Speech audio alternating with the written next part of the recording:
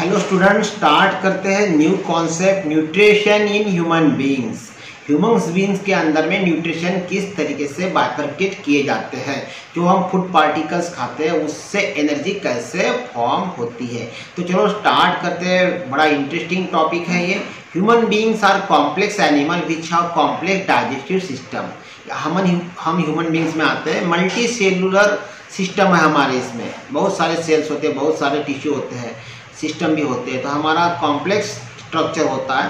तो human digestive system compose by alimentary canal and some accessories glands. इसमें alimentary canals और बहुत सारी ग्लैंड्स होती है। Alimentary canal is divide into several part: esophagus, stomach, small intestine, large intestine, rectums and anus.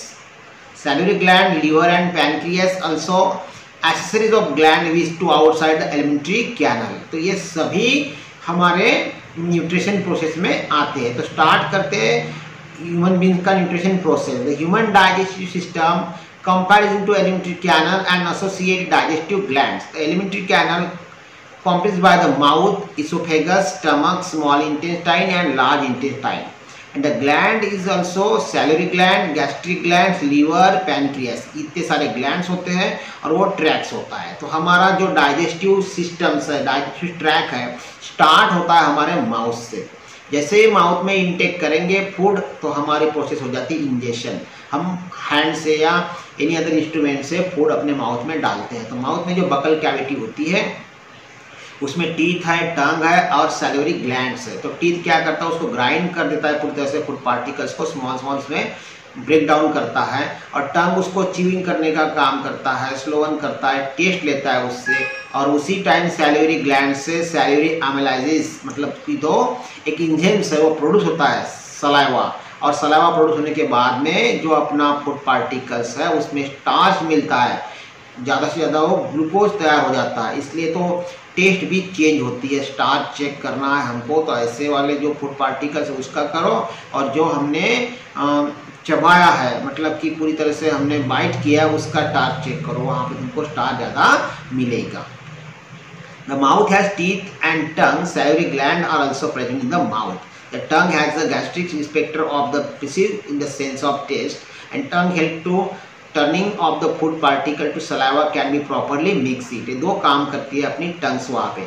Teeth help to breaking down the food into smaller particles, slowing of the food become to easier. अपने food pipe से easy जाने के लिए वहाँ पे उसको वो break down करता है। There are 4 types of teeth in human being. The incisor of teeth are use in the cutting in the food of the canine teeth are use in the tearing food and the cracking of hard substance. ये हम बाद में देखेंगे जब हमको food teeth DK का एक question है वो वहाँ पे आ जाता है ये। तो वहाँ पे हम टीथ का पूरा देखेंगे, 4 टाइप्स के जो टीथ होते हैं वो। तो देखो ये जो फिगर है ये पूरी हमारी डाइजेस्टिव ट्रैक्ट की फिगर है। तो ये टंग्स मतलब कि बकल कैविटी में टंग्स, माउथ और सैलिवरी ग्लैंड्स प्रेजेंट होती है। तो देखो टंग्स वो रोलिंग करने का काम करता है, टेस्ट लेने का काम करता है, और जो टीथ है वो उसको ब्रोकन डाउन करते हैं फूड पार्टिकल्स को। और यहाँ से सैलिवरी ग्लैंड सलाइवा प्रोड्यूस करती है, और वो सलाइवा एक तरीके से सैलिवरी एमाइलेजेस रहता है उसमें, वो वहाँ पे प्रोड्यूस होके फिर वहाँ पे स्टार्च तैयार कर देता है। और ये फूड पाइप है, ये फूड पाइप के नज़दीक में ही विंड्स पाइप भी होता है। और यहाँ पे जो हमारा रहता है, यहाँ पे ट्रैचिया रहता है, मतलब कि एक कार्टिलेज से बना हुआ रिंग्स लाइक स्ट्रक्चर होता है विंड्स पाइप के अराउंड में, फूड पाइप के अराउंड में। फूड पाइप्स को ही इसोफेगस बोला जाता है। फिर यहाँ से जो पार्टिकल्स है फूड के वो अपने स्टमक में जाते हैं, उसको पेरिस्टाल्टिक मूवमेंट बोली जाती है। और टिचुक टिचुक ऐसे साउंड करते करते अंदर जाता है। पेरिस्टाल्टिक मूवमेंट से वो फूड पार्टिकल्स ट्रैवल करते हैं स्टमक में। और ये तुमको जे शेप लाइक स्ट्रक्चर दिख रहा है, ये हमारे बॉडी के लेफ्ट साइड होता है, उसको स्टमक बोलते हैं। जे जैसा, ये कैपिटल जे होता है ना, वैसे ये प्रोजेक्शन होता है। यहाँ पे हमको बहुत सारे जो डाइजेस्ट करने के लिए एसिड लगते हैं, जैसे कि HCl है, म्यूकस है, पेप्सिन है, यहाँ प्रेजेंट होती है, वो आगे आगे हम देखेंगे। Salivary gland secrete the saliva. Saliva make to food slippery, which make it easy to slowen the food. Saliva also contain the enzyme of salivary amylases or ptyalin. Salivary amylases digest the starch and convert into sucrose, maltose मतलब glucose का ही form है, वो sucrose में convert करते हैं। देखो mouth intake of whole food, teeth chewing grinding करता है, टंग्स रोलिंग करता है, टेस्टिंग लेता है, सैलिवरी ग्लैंड स्लोइंग करती है, pushing down the food and secret of saliva plus mucus, starch produce होता है वहाँ पे और मल्टोज में कन्वर्ट करता है। Oesophagus taking food from mouth to stomach by peristaltic movement. तो ये पेरिस्टाल्टिक मूवमेंट मतलब ही इसोफेगस है। तो पेरिस्टाल्टिक मूवमेंट मींस क्या है? Rhythmic contraction and muscle of the lining of alimentary canal to push the food forward. तो ये एक रिदमिकली एक्टिविटी होती है फूड को फॉरवर्ड करने की, उसी को पेरिस्टाल्टिक मूवमेंट बोलते हैं। तो फिर stomach, stomach is a bag like organ, highly muscular wall. The stomach help in the churning of the food. The wall of stomach secrete the hydrochloric acid. Hydrochloric acid two work done there to killing to germs and to food particles made by acidic mode. The make of medium inside the stomach and acidic. The acidic medium necessary to gastric enzyme to work. Enzymes pepsin secrete the stomach does the partially digested of protein. तो देखो वहाँ पे stomach में क्या होता है कि जो फूड पार्टिकल्स है उसको एसिडिक मोड में लाना पड़ता है, उसको एक तरीके से एसिडिक मोड में लाएंगे तभी जाके न्यूट्रिएंट्स बनेंगे। इसलिए वहाँ पे जो पेप्सिन है वो प्रोटीन को डाइजेस्ट करने का काम करता है। तो स्टमक में पूरी तरह से फूड पार्टिकल डाइजेस्ट नहीं होते, पार्शियली डाइजेस्ट होते हैं। लेकिन स्टमक में क्या क्या होता है? Pepsin, HCl and mucus. Pepsin क्या करता है? प्रोटीन को डाइजेस्ट करने का काम करता है। म्यूकस क्या करता है कि जब ये हाइड्रोक्लोरिक एसिड किसी फूड पार्टिकल्स को एसिडिक मोड में लाते हैं तब वो अंदर की जो एक लीनिंग होती है, स्टमक के अंदर की जो लेयर होती है उसको प्रोटेक्ट करने का काम करता है ये म्यूकस, उसको कूल डाउन रखने का काम करता है mucus. The mucus secreted by the wall, the stomach save the inner lining of stomach from to getting the damage from hydrochloric acid.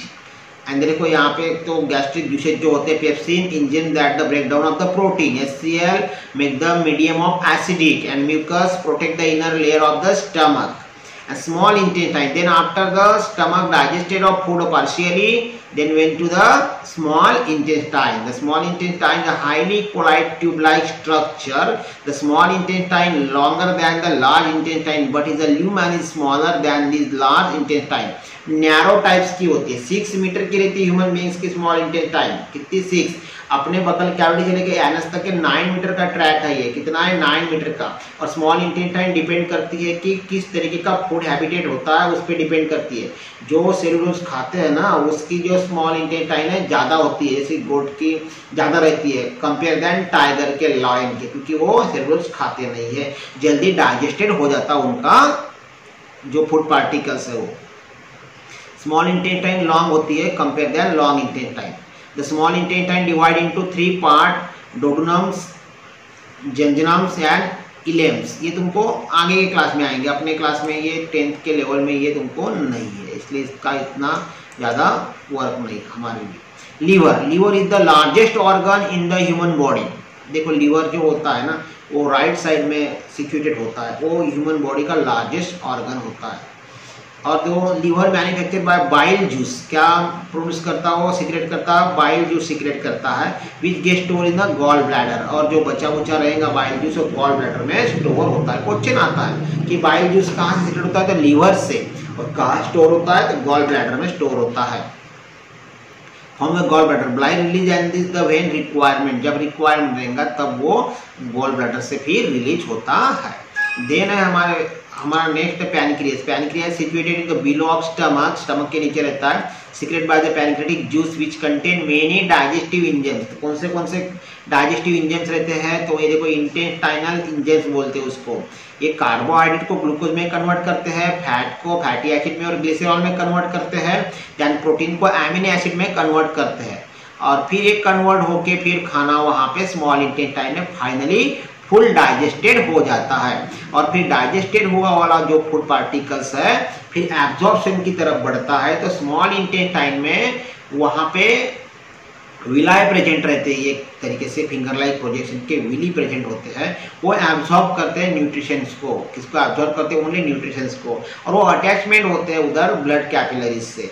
जैसे न्यूट्रिएंट्स से एब्जॉर्ब किया विलाई ने, वो ब्लड कैपिलरीज से हार्ट में जाता है, हार्ट पंप करके फिर लंग्स की तरफ जाता है। और लंग्स में जब आप इनहेल करते हैं ऑक्सीजन, तो उस में मिल जाता है, जैसे कि हमारे फूड पार्टिकल्स अभी क्या रहेंगे वहाँ पे C6, H12O6 रहेगा, वो ब्रेक डाउन करेंगे फिर ऑक्सीजन वहाँ आके उसको, और वो एनर्जी बन जाएंगी। एंड 2 प्रोडक्ट और बनेंगे, कौन सा? 6CO2 and 6H2O plus 38 ATP energy generate करता है ह्यूमन बींग्स के अंदर में। और वही 38 ATP से हम हमारे बॉडी का वर्क कंप्लीट करते हैं। तो आगे देखेंगे, small intestine will the absorption of food in the blood, finger like projection. और स्मॉल इंटेस्टाइन रिसीव करता है वो लीवर्स में bile juice, large global fats को कन्वर्ट करता है फैटी एसिड में। पैनक्रियास से ट्रैप्सिन और लिपेज निकलता है, ट्रैप्सिन से प्रोटीन पेप्टोन में कन्वर्ट होता है, और फैट होता है ग्लिसरॉल में convert. Bile and pancreatic juice go to the duodenums through the hepatopancreatic duct. Bile break down fat in the smaller particle. This process called to emulsification is of fat. The enzymes lipid the, ये तो हो गया, उनको बोला ही मैंने कि trypsin और ये लिपेज, ये प्रोटीन को पेप्टोन में कन्वर्ट करता है, लिपेज फैट को ग्लिसरॉल में कन्वर्ट करता है, और देन ये पूरा जाएगा हमारे लंग्स में उससे एनर्जी बनने के लिए, और वहाँ पे रेस्पिरेशन प्रोसेस डन होती है और उससे एनर्जी फॉर्म होती है। रेस्पिरेशन आगे देखने वाले हैं। रेस्पिरेशन मीन्स क्या कि utilise the food particles and getting energy is called that respiration. Large intestine में फिर smaller than the small intestine, undigested foods go into the large intestine, वहाँ पे फिर जाता है अनडाइजेस्टेड फूड लार्ज इंटेस्टाइन में। Some water and salt that's absorbed by the wall large intestine. After that the undigested food go to the rectum, वहाँ से फिर rectum में जाता है undigested food and from where the expelled throughout the anus. Large intestine absorb excess water, the rest material removed from to body via the anus digestion. तो देखो energy बनने के बाद में वो एनर्जी कहाँ जाएंगी, जहाँ जहाँ वर्क चाहिए वहाँ एनर्जी फैल जाती है, उसको बोलते हैं एसिमिलेशन। मतलब कि utilise the energy of body is called that assimilation. Assimilation के बाद में जो रॉ मटेरियल्स है वो स्मॉल इंटेस्टाइन से जाते हैं रेक्टम में, रेक्टम से बाय एनस वो एक तरीके से वहाँ से रिमूव हो जाते हैं। तो हमारे बॉडी का रिमूव मटेरियल दो तरीके से होता है, एक तो किडनी से वाटर रिमूव होता है, जो ब्लड में मिले हुए फॉरेन मटेरियल है वो किडनी से रिमूव हो जाते हैं बाय यूरिन, और हमारे फूड पार्टिकल्स में जो मिले हुए मटेरियल्स है वो रिमूव हो जाते हैं हमारे स्मॉल इंटेस्टाइन से लॉन्ग इंटेस्टाइन, लॉन्ग इंटेस्टाइन से रेक्टम, रेक्टम से फिर एनस। तो आई होप कि आपको ये पूरा ट्रैक समझ में आ गया होगा। एक बार आपको बता रहा था किस तरीके से ये होता है। देखो यहाँ पे ये बकल कैविटी, यहाँ पे थोड़ा सा पार्शियली वहाँ पे मिल जाता है सैल्यूरी एमिलाइजेस, देन फूड पाइप से इसोफेगस स्टमक में आएगा, स्टमक में जो होता है पेप्सिन, HCl एंड म्यूकस, फिर ये लीवर है, लीवर से बाइल जूस, पैनक्रियास से पैनक्रियाटिक जूस, स्मॉल इंटेस्टाइन से इंटेस्टाइनल जूस, और फिर आगे चल के पूरा डाइजेशन होता है स्मॉल इंटेस्टाइन में, वहाँ रहता है लाइक प्रोजेक्शन, वह एब्जॉर्ब करता है ब्लड के मीडियम से हार्ट की तरफ, हार्ट से लंग्स, लंग्स से ऑक्सीजन मिलके फिर आगे चल के पूरी तरह से एनर्जी बन जाती है। एनर्जी यूज करेंगे एसिमिलेशन, बचा बुचा रिमूव होगा। अभी ये लॉन्ग इंटेस्टाइन में आ जाता, लॉन्ग इंटेस्टाइन से रेक्टम में, रेक्टम से एनस में, और फिर वो रिमूव होता है एक्सक्रीशन प्रोसेस।